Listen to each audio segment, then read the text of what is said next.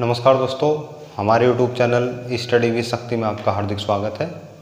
हम पढ़ रहे थे स्पीड, डिस्टेंस और टाइम और अब तक हम 8 क्लासें कर चुके हैं। और दोस्तों आज हम इस चैप्टर को बिल्कुल फिनिश कर देंगे और आज की क्लास में हम 3 ऐसे कॉन्सेप्ट के बारे में बात करेंगे जो कि बहुत ही ज़्यादा इम्पोर्टेंट है, जिन्हें कि अधिकतर यूट्यूबर कराते ही नहीं है या क्लास में भी इनको बहुत कम ही से कराया जाता है।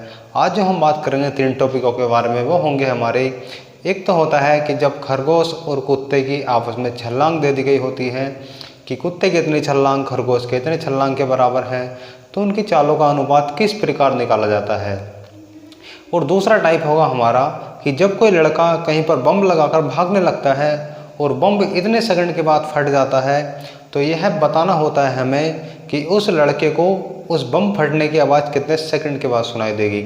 दोस्तों ये क्वेश्चन लंबे हैं, लेकिन हम इनको ऐसे ट्रिक के माध्यम से करेंगे कि आप एकदम सही, यहाँ तक कि आपको मुश्किल से ही 30 सेकंड लगेंगे और 30 सेकंड के अंदर अंदर आप इन क्वेश्चनों का आंसर दे देंगे।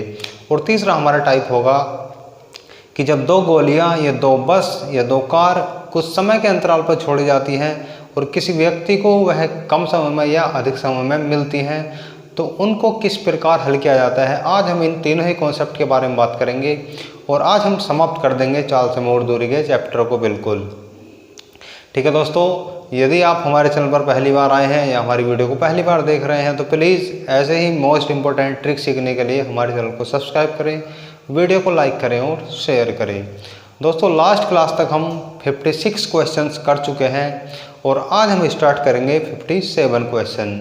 57 क्वेश्चन क्या है पहले उसको देख लेते हैं, बाद में उसको क्या करेंगे, सॉल्व करना शुरू करेंगे। ठीक है दोस्तों, क्वेश्चन नंबर है हमारा 57। क्वेश्चन हमारा क्या कहता है उसको पहले पढ़ते हैं, समझते हैं, बाद में उसको सॉल्व करेंगे। उसने हमसे कहा है एक खरगोश के 7 छलांगे एक कुत्ते की 3 छलांगों के बराबर हैं। यानी कि जितनी खरगोश की 7 छलांग है उतने ही कुत्ते की 3 छलांग, दोनों का मान क्या है, बराबर है। जितने समय में खरगोश 6 छलांग लगाता है उतने समय में कुत्ता 3 छलांग लगाता है। यानी कि जितना टाइम लगाने में खरगोश को 6 छलांग का लग रहा है उतने ही समय में कुत्ता क्या है, 3 छलांग लगा पा रहा है। खरगोश व कुत्ते की चालों का अनुपात ज्ञात करो। उसने हमसे पूछा है कि खरगोश और कुत्ते की चालों का अनुपात ज्ञात करो या बताइए।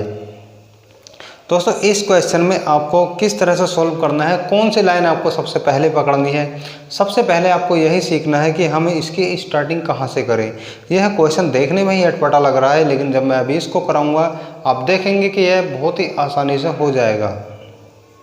देखिए जहाँ पर भी आपको यह लाइन मिल जाए कि बराबर हैं, चाहे यह लाइन शुरू में दे, चाहे बीच में दे या लास्ट में दे, इससे कोई भी क्वेश्चन पर फर्क पड़ने वाला नहीं है। हमें केवल वही लाइन पकड़नी है जहां बोले बराबर हैं। इसने हमसे कहाँ बोला, एक खरगोश के 7 छलांगे एक कुत्ते की 3 छलांगों के बराबर हैं। तो जहां इसने यह बात बोल दी वहीं से हमें क्वेश्चन को पकड़ लेना है और वहीं से हमें क्या करना है, स्टार्ट करना है। ठीक है दोस्तों, देखिए उसने हमें क्या दिया, खरगोश, और हम जानते हैं खरगोश को क्या बोलते हैं इंग्लिश में, रैबिट, इसलिए हम कैसे डिनोट करेंगे, आर से। और दूसरा क्या दिया है उसने हमें, कुत्ता, और कुत्ते को हम क्या लिखते हैं, डी फॉर डॉग। ठीक है, हम हिंदी में नहीं लिखेंगे, हम डायरेक्ट आर लिखेंगे और डी लिखेंगे। उसने हमसे क्या कहा, सबसे पहले वही देखते हैं। उसने हमसे कहा खरगोश की 7 छलांग, एक तरफ लिख लिया हमने खरगोश और दूसरी तरफ लिख दिया हमने कुत्ता, यानी कि खरगोश आर और कुत्ता डी। अब उसने आगे क्या कहा, खरगोश की 7 छलांग, तो गुणा करके 7, खरगोश की 7 छलांग, कुत्ते की 3 छलांग। ठीक है दोस्तों, उम्मीद करता हूं कि अभी तक आपको इसमें कोई भी परेशानी नहीं आई होगी। जहां उसने हमसे कहा कि खरगोश की 7 छलांग बराबर है किसके, कुत्ते की 3 छलांग के, तो हमने क्या किया, बराबर कर दिया। ठीक है दोस्तों, इतना करने के बाद आपको क्या करना है, किस पॉइंट पर आपको ध्यान देना है, लास्ट वाले पॉइंट पर जाना है। और जो हमसे पूछे कि अनुपात, हमें पहले यह देखना है कि अनुपात पूछ किस किस का रहा है। खरगोश और कुत्ते का या कुत्ते और खरगोश का। मेन चीज़ यही होती है इस क्वेश्चन में कि पहले किसे रखें और बाद में किसे रखें। यदि हमसे पूछे खरगोश और कुत्ते का अनुपात तो उसका आंसर अलग होगा, लेकिन यदि हमसे पूछे कुत्ते और खरगोश का अनुपात तो उसका आंसर अलग होगा। क्वेश्चन को ठीक से पढ़ना है, समझना है, उसके बाद इसको सोल्व करना है। इसने हमसे कहा कि खरगोश और कुत्ते का अनुपात, जिसको पहले बोले, जिसका नाम पहले ले तो हमेशा उसको क्या रखेंगे आप, ऊपर रखेंगे, और जिसका नाम बाद में लेगा उसको नीचे रखेंगे। ठीक है दोस्तों। अब उसने हमसे कहा कि खरगोश और कुत्ते का, यानी कि खरगोश हमारा आर कहाँ होना चाहिए, ऊपर होना चाहिए। तो यह ऊपर कब होगा, जब इसको हम यहीं पर छोड़ देंगे। आर हमने यहीं पर छोड़ दिया, जो ये 7 था हम इसको उधर ले गए। इधर क्या लिख रहा था ऑलरेडी, डी गुणा 3, और जब 7 इधर गुणा में है तो इधर काय में आ जाएगा, भाग में। ठीक है, ये हमारे काय का माना है, केवल रैबिट का माना है, खरगोश का माना है। तो हम क्या करेंगे, डॉग को भी इधर ले आएंगे, डी को इधर ले आएंगे, तो ये हो जाएगा आर अपॉन डी, क्योंकि ये डी गुणा में इधर आ जाएगा भाग में, तो उधर क्या बचेगा 3/7। तो ये हमारे किस किस का अनुपात आ गया, खरगोश और कुत्ते का। दोस्तों ये अभी चाल का अनुपात नहीं आया है, ये अभी हमारा आंसर नहीं आया, ये केवल छलांगों का अनुपात आया है जो उसने हमें छलांगे दे रखी थी। अब हम इसके द्वारा कैसे निकालेंगे कि इनकी चालों का अनुपात किस प्रकार निकाला जाए, उसके लिए क्या करते हैं देखिए।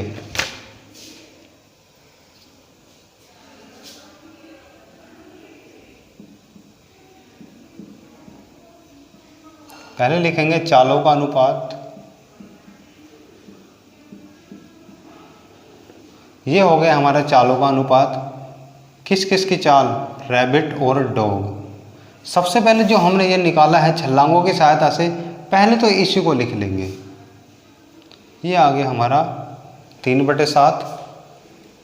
अब हमें क्या करना है, सिंपल यहाँ पर गुणा का निशान लगाना है, लगा दिया।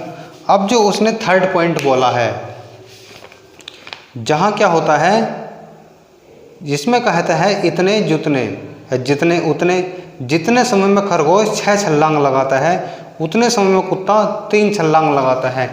तो खरगोश कितनी छलांग लगा रहा है, 6, तो खरगोश के सामने गुणा में कितना लिख देंगे, 6। कुत्ता कितनी छलांग लग रहा है, 3, तो कुत्ते के सामने कितने लिख देंगे, 3। दोस्तों याद रखना, लिखने हमेशा हमें काय में है, ये गुणा में है। ठीक है, अब हमारे क्या है, 3 से 3 कट गया, 7 और 6 कटेंगे नहीं, तो ये हो जाएगा R upon D equal to 6/7। और जब हमारे बटे में आ जाते हैं तो हम इसको काय में लिख सकते हैं, हम इसको रेशियो में लिख सकते हैं, अनुपात में लिख सकते हैं। तो रैबिट रेशियो डॉग आ जाएगा 6/7, यानी कि खरगोश और कुत्ते का अनुपात कितना आ गया, 6:7। यदि हमसे पूछता कि कुत्ते और खरगोश का अनुपात, यदि हमसे कुत्ते और खरगोश का अनुपात पूछता तो हम यहीं से भी पलट सकते हैं। तो कितना हो जाएगा, dog ratio rabbit equal to 7/6।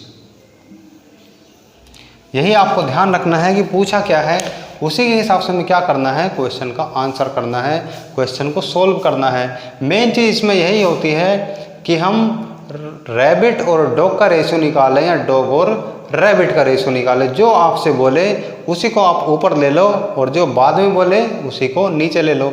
उसी के अकॉर्डिंग हमें क्या करना है, क्वेश्चन को सॉल्व करना है।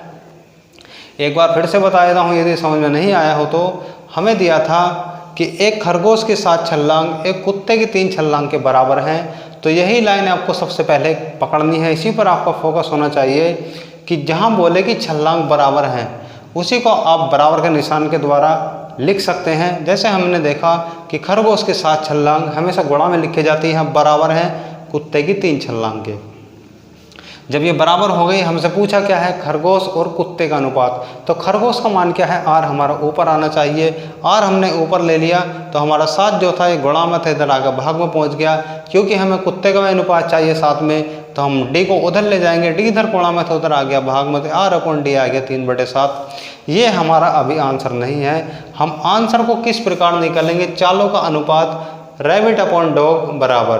देखिए इसी को ऐसे का ऐसे ही लिख लेंगे और दोनों के आगे गुणा का निशान लगाएंगे और जो हमसे कहेगा कि जितने समय में खरगोश इतनी छलांग लगाता है उतने समय में कुत्ता इतनी छलांग लगाता है, उनकी छलांगों को आपस में गुणा कर देंगे। ये हो जाएगा 3 गुणा 6 और 7 गुणा 3। 3 से 3 यहाँ कट गए तो अब क्या बचा, 6 गुणा 7। ये आ गया R/D इक्वल टू 6/7। तो यहाँ से हम इसको अनुपात में लिख सकते हैं, R/D बराबर 6:7। ये आ गया हमारा खरगोश और कुत्ते का अनुपात। यदि हमसे पूछ ले कुत्ते और खरगोश का अनुपात तो इसका उल्टा कर देंगे, कितना हो जाएगा 7:6। ठीक है दोस्तों, उम्मीद करता हूँ कि आपको ये कॉन्सेप्ट क्लियर हो चुका होगा। यदि अभी भी नहीं हुआ है तो वीडियो को बैक करें और दोबारा से देखें, आपको ये समझ में आ जाएगा। बहुत इजी क्वेश्चन है, सिर्फ क्या है लैंग्वेज थोड़ी सी घुमाने वाली है, लेकिन इस क्वेश्चन को करने में कुछ भी नहीं है। ठीक है दोस्तों, बढ़ते हैं अगले क्वेश्चन की तरफ। क्वेश्चन नंबर हमारा 58।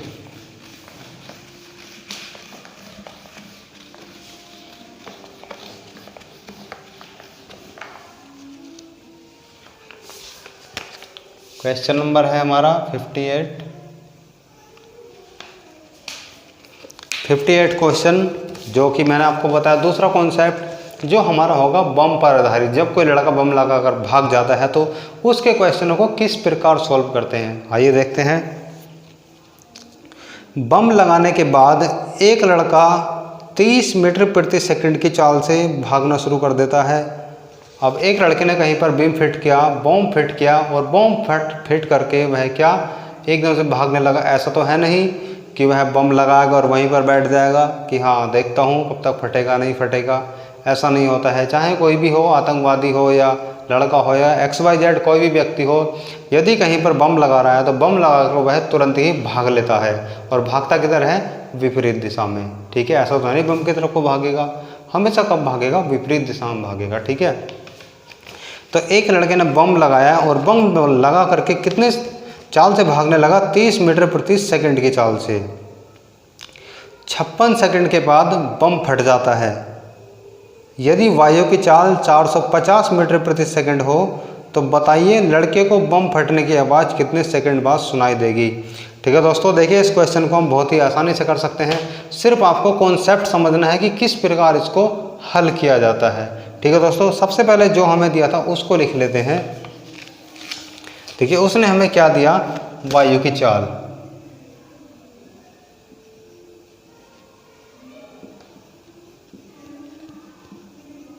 वायु की चाल दी उसने 450 मीटर प्रति सेकंड। दोस्तों इस क्वेश्चन में हमें क्या है, वायु की चाल दी है 450 मीटर प्रति सेकंड। यदि आपको किसी क्वेश्चन में वायु की चाल ना दे तो आप उसको 332 मीटर प्रति सेकंड मानेंगे, क्योंकि वायु की चाल होते ही कितनी है, 332 मीटर प्रति सेकंड। और यदि कैलकुलेशन को आसान बनाना है तो 330 मीटर प्रति सेकंड भी आप मान सकते हैं। ठीक है दोस्तों, अब आगे उसने क्या कहा, लड़के की चाल।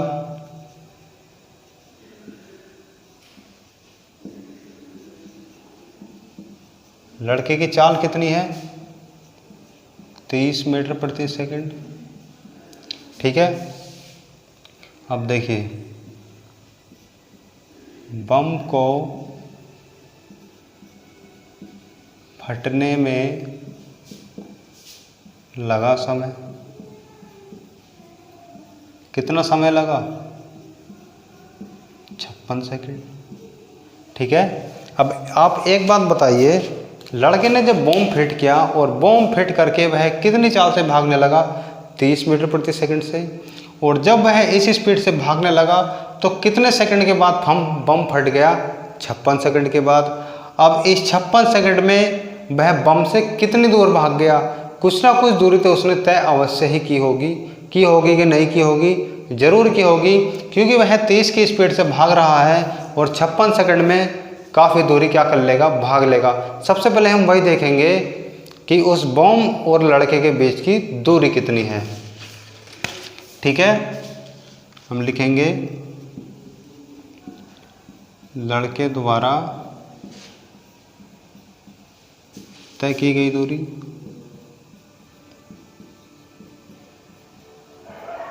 हम जानते हैं दूरी बराबर क्या होता है, चाल गुणा समय। देखिए लड़के की चाल कितनी है, 30, और समय कितना लगा बम फटने में, 56 सेकंड। ठीक है, तो हम देख सकते हैं वो कितनी दूरी तय कर लेगा, 0 का 0, 3 छंग 18, 3 पंजे 15 और 1 16।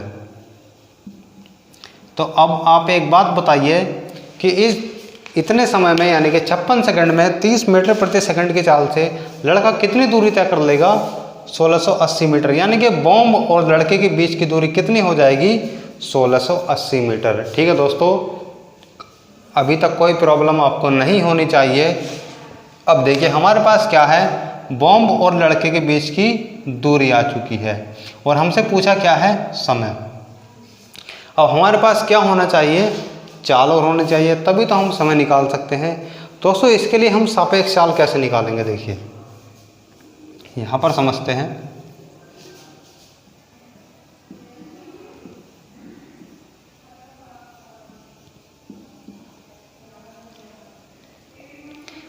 ठीक है दोस्तों, सापेक्ष चाल निकालने के लिए आप हमेशा इस बात को याद रखना कि यदि बॉम्ब फटने के बाद यानी कि बॉम्ब से रिलेटेड कोई भी सवाल आता है और उसमें आपको सापेक्ष चाल निकालनी है, तो जो हमें वायु की चाल दी जाती है, जो वायु की स्पीड दी जाती है, उसमें से लड़के की चाल को घटा देते हैं। ठीक है दोस्तों, याद रखना जो हमारी वायु की चाल होगी, वायु की स्पीड होगी, उसमें से किसकी स्पीड माइनस कर देंगे? लड़के की। ठीक है,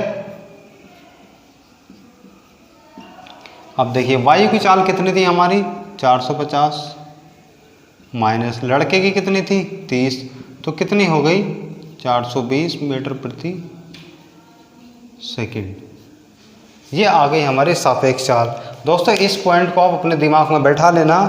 इस तरह के क्वेश्चन में हमेशा आपको क्या करना है, जो वायु की चाल दी जाती है उसमें से हमें माइनस करनी है किसकी? लड़के की चाल। तो वही क्या आ जाएगी? हमारी सापेक्ष चाल आ जाएगी। अब देखिए हमारे पास सापेक्ष चाल आ चुकी है 420 मीटर प्रति सेकंड, समय आ चुका है दूरी आ चुकी है 1680 मीटर। तो अब यहाँ से हम क्या निकाल सकते हैं? समय निकाल सकते हैं। और देखिए हमारे दोनों यूनिट कायम में है, मीटर में और ये मीटर प्रति सेकंड में। इसका मतलब इनको चेंज करने की ज़रूरत बिल्कुल नहीं है। अब हम लिखेंगे लड़के को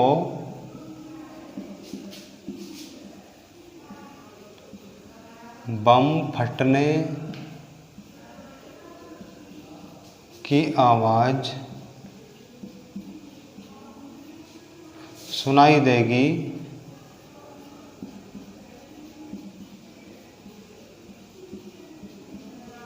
बराबर, हम जानते समय बराबर क्या होता है? दूरी बटे चाल। दूरी कितनी है? 1680 और चाल कितनी आ गई? 420। देखिए 0 से 0 कैंसिल। यदि हम इसको काटें 14 से, 14 तिया 42, इसको काटेंगे 14 कम 14, 14 दूनी 28, 3 चौक 12। तो कितना आ गया हमारा? 4 सेकंड। तो आप क्या बता सकते हैं कि बम फटने की आवाज़ इसको कितने सेकंड के बाद सुनाई देगी? 4 सेकंड के बाद। क्यों? क्योंकि बम उससे कितनी दूरी पर है? 1680 मीटर पर, और वहाँ तक जाते जाते आवाज़ को कितने समय लग जाएगा? 4 सेकंड का। 4 सेकंड के बाद लड़के को उस बम फटने की आवाज़ सुनाई देगी। ठीक है दोस्तों, फिर से देख लेते हैं कि क्या क्वेश्चन हमें दिया था और किस तरह से इसको सॉल्व करते हैं। उसने हमसे कहा था बम लगाने के बाद एक लड़का 30 मीटर प्रति सेकंड की चाल से भागना शुरू कर देता है। 56 सेकंड के बाद बम फट जाता है। यदि वायु की चाल 450 मीटर प्रति सेकंड हो तो बताइए लड़के को बम फटने की आवाज़ कितने सेकंड के बाद सुनाई देगी। तो इस तरह के क्वेश्चन में हम सबसे पहले क्या करेंगे, हमारे पास वायु की चाल अवश्य दी गई होगी। यदि नहीं दी गई होगी तो आपको 330 या 332 मान लेना है, उसी के आधार पर आपको सॉल्व करना है। वायु की चाल हमने लिख ली और साथ ही साथ लड़के की चाल हमने लिख ली कि किस स्पीड से वह भागा था, 30 मीटर प्रति सेकंड की, और बम फटने में इसको कितना समय लगा, कितने समय में बम फट गया? 56 सेकंड में। जब 56 सेकंड में बम फट गया और लड़के ने तुरंत ही भागना शुरू कर दिया था 30 मीटर प्रति सेकंड की चाल से, तो उस समय में यानी कि 56 सेकंड में लड़के ने कुछ ना कुछ दूरी अवश्य तय की होगी, यानी कि बम से वह कुछ ना कुछ दूर जरूर जा चुका होगा। तो हमने देखा कि लड़के द्वारा तय की गई दूरी कितनी थी उस 56 सेकंड में। हम जानते हैं दूरी पर होता है चाल गुणा समय। चाल थी 30 और समय था 56। तो कितने मीटर की दूरी उसने तय कर ली? 1680 मीटर। यानी कि बम से वह कितनी दूर भाग गया? 1680 मीटर दूर। हमारे पास आ चुकी है दूरी, हमें क्या और चाहिए? चाल। हमारे पास चाल दी गई है दो, एक वायु की एक लड़के की। अब कन्फ्यूजन ये है कि इसमें से किस में से निकालें। ऐसा नहीं कभी आप सोचो लड़के के से ही भाग कर दो, ऐसा गलत है, ऐसा नहीं करना है। यदि दो, मैंने आपको बताया, यदि दो मारुति दी गई हों, दो बस दी गई हों, दो व्यक्ति दिए गए हों, या कुल मिलाकर के कोई भी दो साधन दिए गए होते हैं, तो हम ऐसा क्या निकालते हैं? सापेक्ष चाल निकालते हैं। और इस प्रश्न के, इस तरह के प्रश्नों को हल करने के लिए सापेक्ष चाल हमेशा क्या करेंगे? जो वायु की चाल होगी उसमें से लड़के की चाल को घटा देंगे।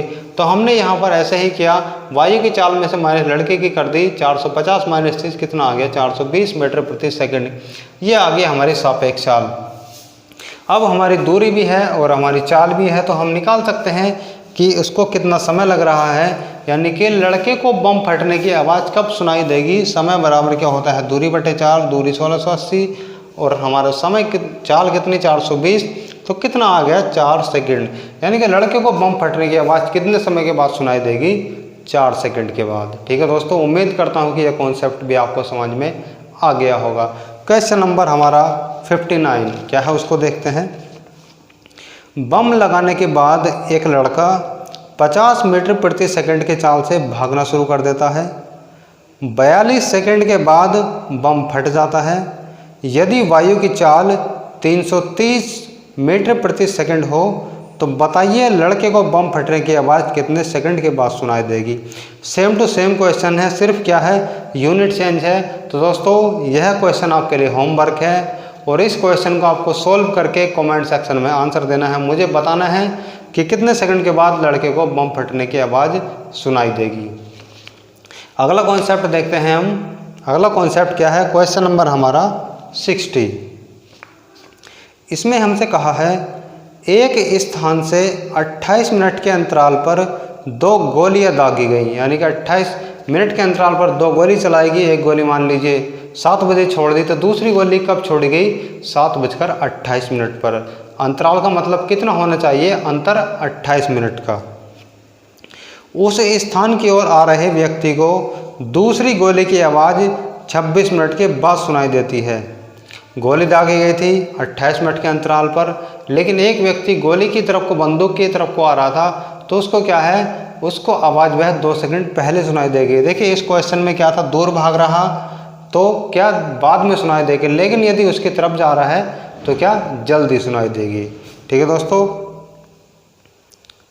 दूसरी गोली की आवाज़ 26 मिनट बाद सुनाई देती है। यदि वायु की चाल 325 मीटर प्रति सेकंड हो तो व्यक्ति की चाल बताइए। ठीक है दोस्तों, इस क्वेश्चन को समझते हैं कि किस तरह से आपको सोल्व करना है।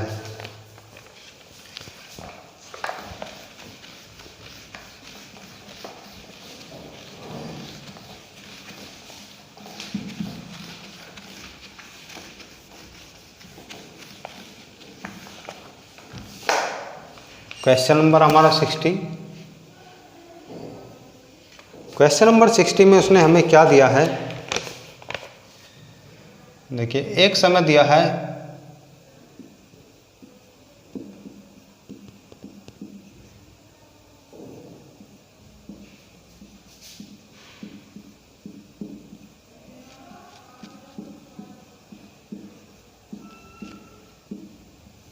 देखिए एक समय उसने हमें कितना दिया कि कितने समय के अंतराल पर गोली दागी गई? 28 मिनट। ठीक है दोस्तों, और आगे हम लिखेंगे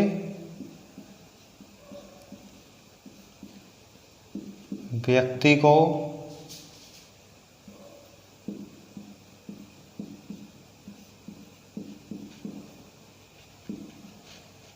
दूसरी गोली की आवाज़ दूसरी गोली की आवाज़ कब सुनाई दी?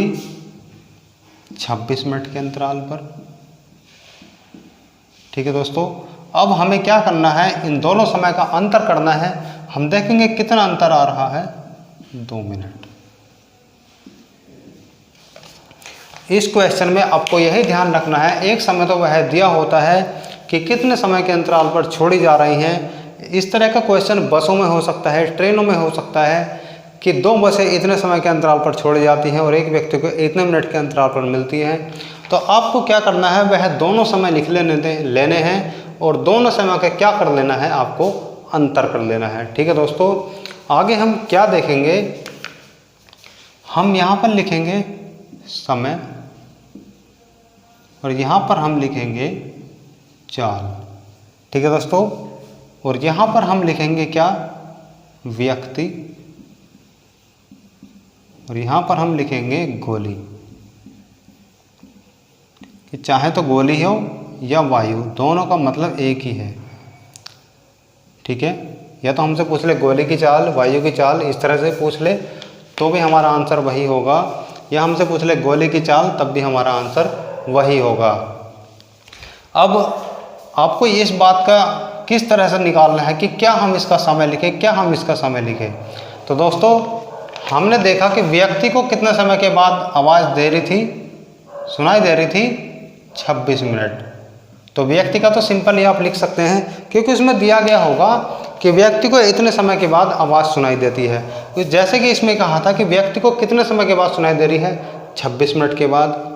और दोस्तों, अब बात आती है कि वायु या गोली का समय कितना है। तो दोस्तों, वायु या गोली का समय जो होगा वो हमारा इन दोनों का अंतर होगा। जो भी हमारा अंतर आएगा वही क्या होगा, इन दोनों का समय होगा, यानी कि वायु का या गोली का समय होगा। अब यहाँ से हम रेशियो निकालेंगे तो 2 से काटेंगे, इसको कटेगा 13 बार और ये कटेगा 2 एकम 1 बार। और दोस्तों, मैंने लास्ट क्लास में आपको बताया था कि चाल और समय में कैसा अंतर होता है, उल्टा होता है, एक दूसरे के व्युत्क्रमानुपाती होते हैं। ठीक है दोस्तों, जब हमारे ये क्या होते हैं, एक दूसरे के व्युत्क्रमानुपाती होते हैं, इसका मतलब क्या है कि व्यक्ति को यदि लग रहे हैं 13 सेकंड और गोली को लग रहे हैं 1 सेकंड, तो इनकी चाल क्या है, पलट जाएंगी। व्यक्ति की चाल कितनी हो जाएगी, 1, और गोली की चाल कितनी हो जाएगी या वायु की चाल कितनी हो जाएगी, 13। ठीक है दोस्तों, देखिए फिर से समझते हैं अभी तक यहाँ तक कि किस प्रकार मैंने किया। उसने हमें कहा था कि 2 गोलियाँ 28 मिनट के अंतराल पर दागी गई, तो हमने वह लिख लिया कितने मिनट के अंतराल पर दागी गई। और दूसरा कि व्यक्ति को कितने समय के बाद सुनाई दे रही है, तो हमने वह लिख लिया 26 मिनट। हमने इन दोनों का क्या कर लिया, अंतर कर लिया कि कितने मिनट का अंतर आ रहा है, 2 मिनट का। अब हमें यहाँ पर लिख लेना है एक तरफ समय और एक तरफ चाल, और नीचे हम लिखेंगे एक तरफ व्यक्ति और एक तरफ गोली, गोली के साथ वायु भी लिख लेंगे। और हमने देखा कि व्यक्ति को कितने समय के बाद सुनाई दे रही थी, 26 मिनट के, तो हमने 26 लिख लिया। और गोली के लिए हम क्या करेंगे, दोनों का अंतर जो हमारा आएगा वही क्या होगा, गोली का समय होगा। हमने इसका छोटा करा इसको, तो कितना हो गया, 13:1। जब हमारा समय का अनुपात आ गया 13:1 और चाल का अनुपात क्या होता है, समय के अनुपात का उल्टा होता है, तो चाल का अनुपात क्या हो जाएगा, 1:13। यानी कि व्यक्ति की चाल कितनी है, 1, तो गोली की चाल कितनी हो गई या वायु की चाल कितनी हो गई, 13। आगे उसने हमसे क्या कहा था कि यदि वायु की चाल 325 मीटर प्रति सेकंड हो तो व्यक्ति की चाल बताइए। अब आप देखिए उसने हमसे क्या दिया, 325, लेकिन हमारी चाल है कितनी, 13। ठीक है दोस्तों, हमारी वास्तविक चाल कितनी है, 325 मीटर प्रति सेकंड, लेकिन हमारे हिसाब से कितनी आ रही है, 1। ठीक है दोस्तों, तो हम क्या करेंगे, यहाँ से 1 का मान निकाल लेंगे। 13 का मान 325, तो 1 का मान कितना हो जाएगा, 325/13। जब हम इसको 13 से काटेंगे तो 13 दूनी 26, कितना हो जाएगा, 65, 13 पंजे 65। 1 का मान कितना आ गया, 25। ठीक है दोस्तों, 1 का मान हमारा आ गया 25। हमसे पूछा क्या है, व्यक्ति की चाल। ठीक है दोस्तों, हमसे क्या पूछा है इसमें, व्यक्ति की चाल। और व्यक्ति की चाल कितनी है हमारे हिसाब से, 1, और 1 का मान हमारा कितना आ रहा है, 25। तो व्यक्ति की चाल कितनी हो जाएगी, 25 मीटर प्रति सेकंड। ठीक है दोस्तों, उम्मीद करता हूं कि ये आपको समझ में आ गया होगा। देखिए फिर से समझ लेंगे कि 2 गोलियों का हमें समय दिया था 26 मिनट और एक व्यक्ति को सुनाई दे रही थी, 28 मिनट और व्यक्ति को सुनाई दे रही थी 26 मिनट के अंतराल पर। तो हमने सबसे पहले क्या किया, उन दोनों का अंतर कर लिया। उसके बाद में हमने क्या किया कि हमने एक तरफ लिख लिया व्यक्ति और दूसरी तरफ लिख लिया गोली या वायु। और हमने देखा कि व्यक्ति को कितना समय के बाद वह आवाज़ सुनाई दे रही थी, 26 मिनट के। और हमने निकाला गोली या वायु का मिनट, तो हम कहाँ से निकालेंगे इन दोनों का समय का अंतर। जो भी अंतर होगा वही क्या होगा, हमारा गोली या वायु का समय होगा। हमारा आ गया 26:2। हमने जब इसका अनुपात निकाला, हमारा अनुपात आ गया 13:1। और दोस्तों चाल का अनुपात क्या होता है, समय के अनुपात का उल्टा होता है। अब हमने देखा कि यदि व्यक्ति को लग रहे हैं 13 मिनट, तो उसको समय कितना लगेगा, 1 मिनट। यानी कि क्या होता है, समय और चाल उल्टे होते हैं। यहाँ 13:1 है, तो चाल कितनी हो जाएगी, 1:13। अब हमारे हिसाब से व्यक्ति की चाल कितनी आ गई, 1, और जो वायु की चाल है वो आ गई कितनी, 13। लेकिन उसने हमसे कहा था कि वायु की चाल कितनी है, 325 मीटर प्रति सेकंड है। हमारे हिसाब से थी 13, लेकिन वास्तव में कितनी थी, 325। हमने देखा कि 1 का मान हमारा कितना है, यानी कि कितने गुना हो रहा है इसका, तो 1 का मान आएगा 25, तो यानी कि कितने गुना है, 25। तो हम अब क्या निकाल सकते हैं, व्यक्ति की चाल निकाल सकते हैं। और व्यक्ति की चाल कितनी हमारे हिसाब से 1, तो कितनी हो जाएगी, 1 की गुणा करेंगे 25 से, 25 मीटर प्रति सेकंड। ये आ गई हमारी क्या, व्यक्ति की चाल। ठीक है दोस्तों, उम्मीद करता हूँ कि ये भी कॉन्सेप्ट आपको समझ में आ गया होगा। अगला क्वेश्चन देखते हैं, वो भी इसी की तरह है। यदि अभी भी समझ में नहीं आया है तो इस क्वेश्चन में ज़रूर समझ में आ जाएगा। ठीक है दोस्तों, क्वेश्चन नंबर 61 हमारा, स्थान ए से प्रत्येक 30 मिनट के बाद एक बस निकलती है। कोई स्थान है ए, उससे क्या है, प्रत्येक 30 मिनट के बाद एक बस चलती है। एक व्यक्ति जो ए की ओर आ रहा है, उसे बस प्रत्येक 25 मिनट पर मिलती है। ठीक है दोस्तों, यदि बस की चाल 60 किलोमीटर प्रति घंटा हो तो व्यक्ति की चाल ज्ञात करो। ठीक है दोस्तों, देखिए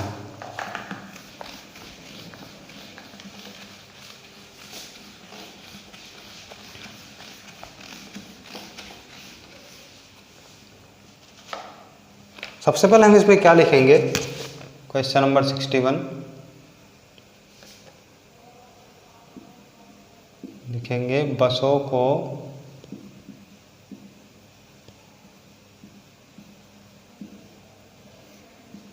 छूटने का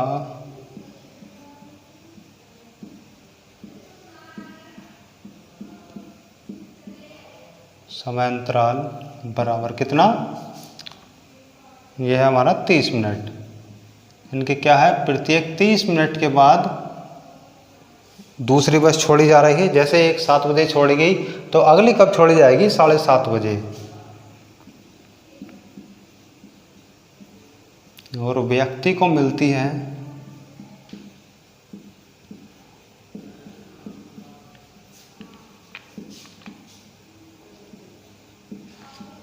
व्यक्ति को कब मिल रही है दोस्तों, 25 मिनट के बाद। सबसे पहले हम क्या करेंगे, इन दोनों का अंतर करेंगे, तो कितना आ जाएगा हमारा, 5 मिनट।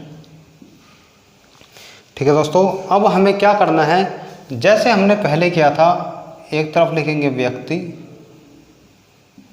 और नीचे लिखेंगे क्या, बस। ठीक है दोस्तों, यहाँ पर लिखेंगे हम समय और यहाँ पर क्या लिखेंगे, चाल। ठीक है, अब मैंने आपको बताया था कि हम समय कैसे निकालेंगे। व्यक्ति का तो हमें दिया गया होता है, व्यक्ति को मिलने में कितना समय लगा उसको, 25 मिनट, तो हमने 25 का 25 लिख लिया।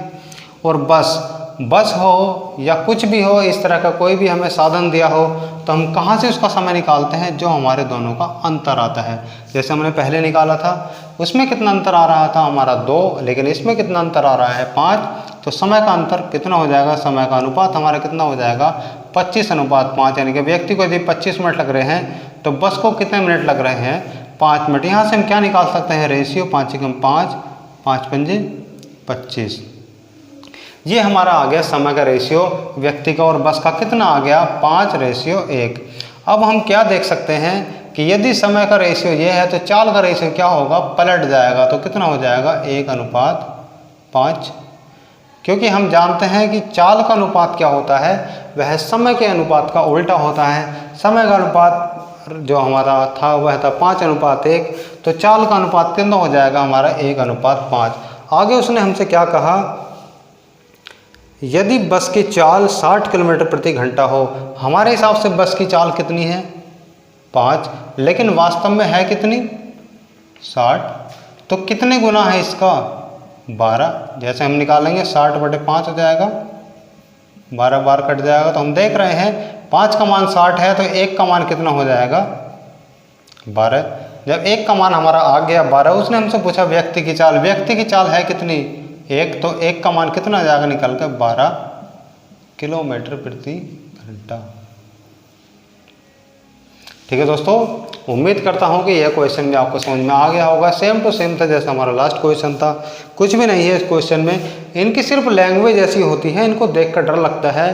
बहरहाल इन क्वेश्चनों को बहुत आसानी से किया जा सकता है, सिर्फ आपको क्या करना है लैंग्वेज को समझना है और उसको हल कर देना है। इस क्वेश्चन को यदि आप हल करेंगे तो मैं मानता हूँ कि आपको 30 सेकंड में शायद इसको पूरे ना लगे, क्योंकि आपको उसमें हिंदी बिल्कुल भी नहीं लिखनी है। जो दोनों समय दिए होते हैं उनको लिखना है और दोनों का अंतर कर देना है और डायरेक्ट यहाँ पर आ जाना है और इसका अनुपात निकाल देंगे तो आप क्या कर सकते हैं, इसको बहुत ही आसानी से हल कर सकते हैं।